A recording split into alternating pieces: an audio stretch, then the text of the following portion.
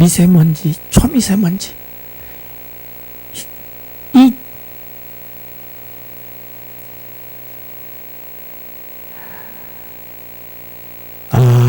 실로 놀라운 일입니다.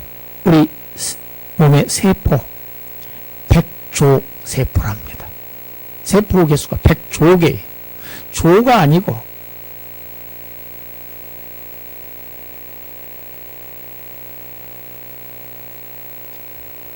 사람마다 지문이 다 다릅니다. 다 달라요. 그래서 간혹 보면은 수십 년 지나간 사건을 이 지문 때문에 다 잡아내요, 범인들을요. 지문이 같을 확률 640억 분의 1이랍니다. 누가 이렇게 지으셨습니까? 다른 동물과 같습니까?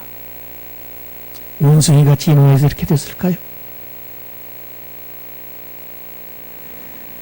이보다 정밀하고, 이보다 더 완벽하고, 이보다 더 아름다운 걸작품이 우주에 어디에 있습니까?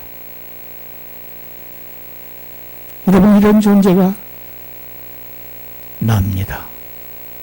저와 여러분들입니다.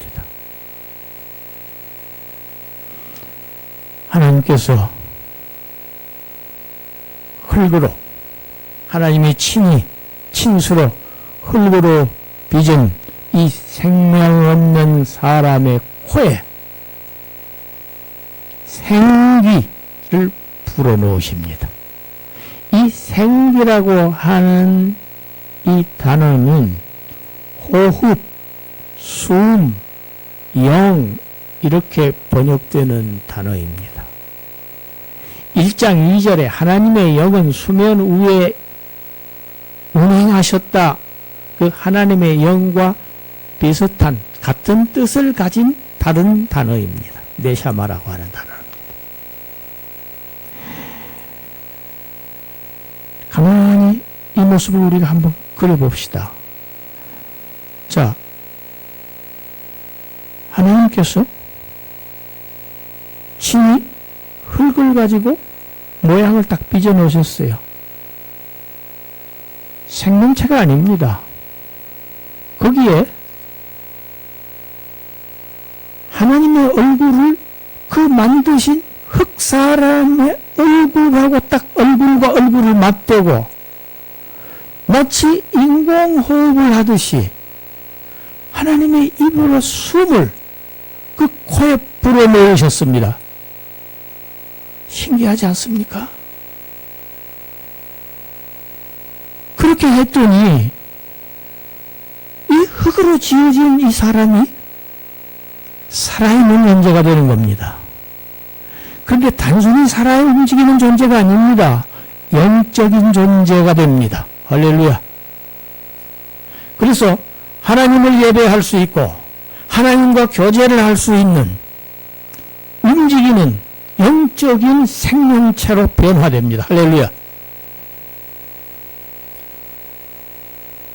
오늘 그래서 설교의 제목을 생명, 하나님의 숨 이렇게 제가 제목을 잡았습니다.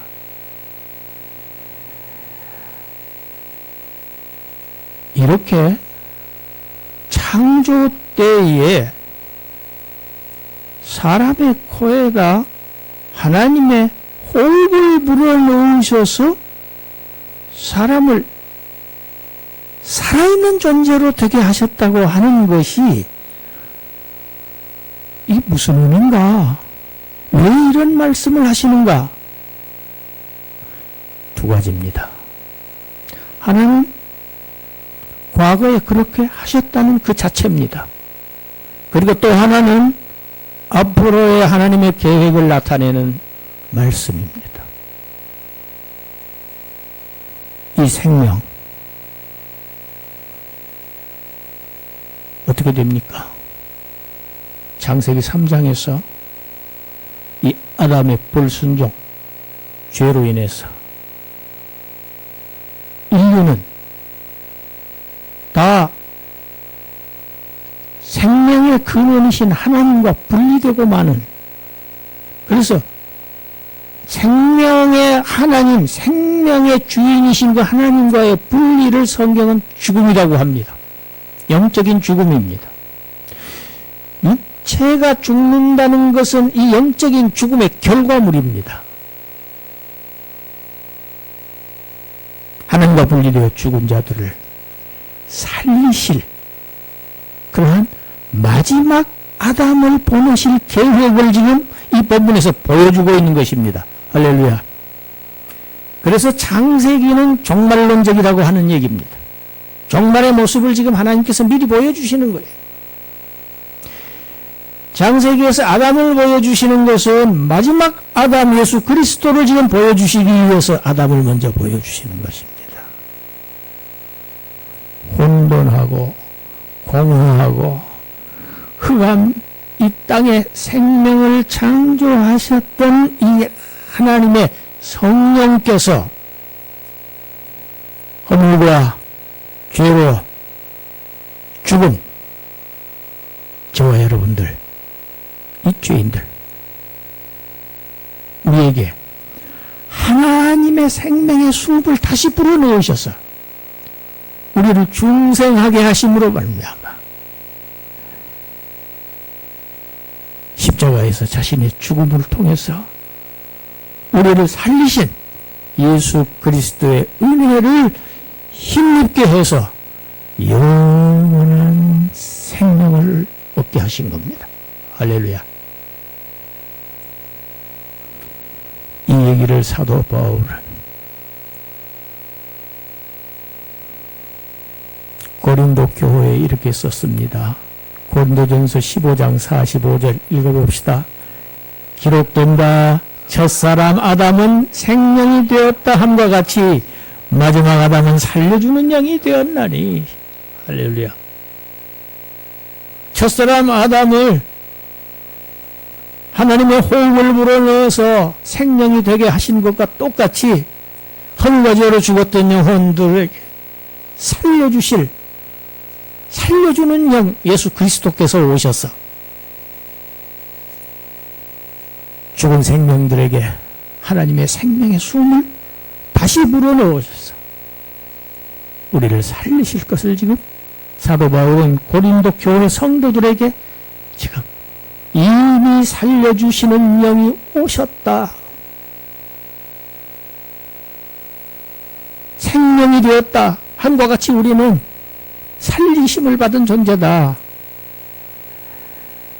이 역사 누가 우리에게 가져다 주셨는가? 디도서 3장 4절부터 7절까지 우리 함께 읽습니다. 우리 구주 하나님의 자비와 사람 사랑하심이 나타날 때 우리를 구원하시되 우리가 행한 바 의로운 행위로 말미암지 아니하고 오직 그의 긍휼하심을 따라 중생의 씻음과 성령의 새롭게 하심으로 하셨나니. 6절 우리 구주 예수 그리스도로 말미암아 우리에게 그 성령을 풍성히 부어주사 우리로 그의 은혜를 힘입어 의롭다 하심을 얻어서 영생의 소망을 따라 상속자가 되게 하려 하심이라. 할렐루야. 도저히 저와 여러분들은 우리는 도저히 갚을 수 없는 은혜를 받은 자들입니다. 어떻게 살 것인가? 이러한 큰 은혜를 받은 자들로서 어떻게 사는 것이, 삶의 태도가 어떠한 것이 마땅한가? 고린도후서 5장 15절 우리 읽습니다. 그가 모든 사람을 대신하여 죽으심은 살아있는 자들로 하여금 다시는 그들 자신을 위하여 살지 않고 오직 그들을 대신하여 죽었다가 다시 살아나신 이를 위하여 살게 하려 함이라. 우리의 삶은 누군가를 위하여 사는 삶입니다.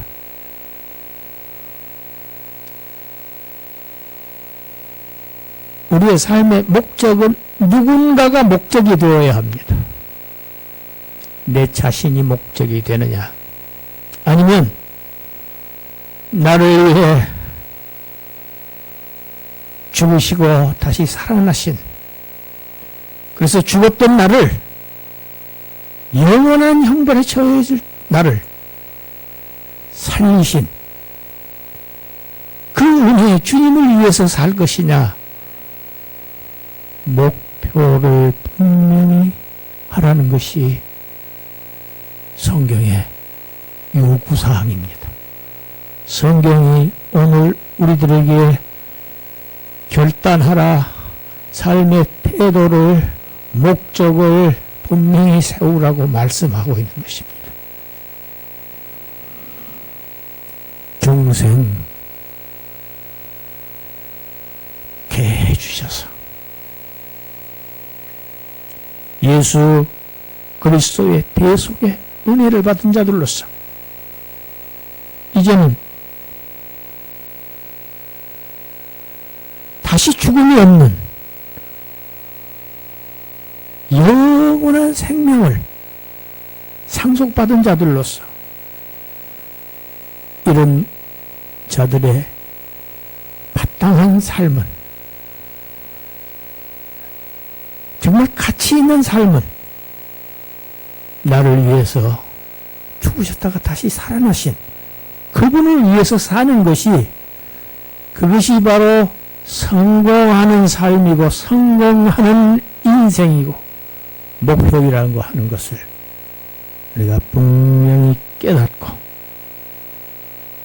이 진정한 목적을 위해서 하루를 이 뜻대로 살아가시는 저와 여러분들이 되시기를 주님의 이름으로 축원합니다. 기도합니다. 하나님,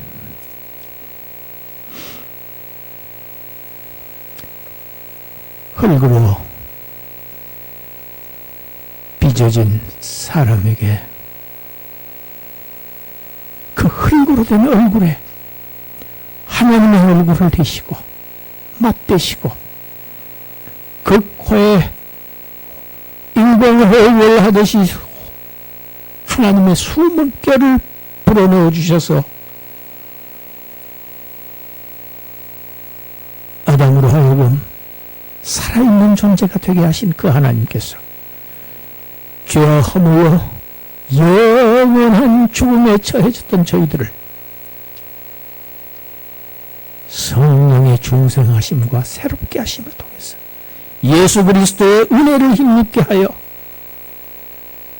영원한 생을 허락하신 은혜, 이 은혜를 저희들은 도저히 갚을 수 없는 은혜를 받았사오니, 이 은혜를 받은 자들 저희들의 삶의 노선이 한 길, 곧 우리 주님을 향하여 하늘나라를 향하여 살아가는 올곧은 생을, 바른 삶을 사는 하나님의 백성들로 세워 주시옵소서.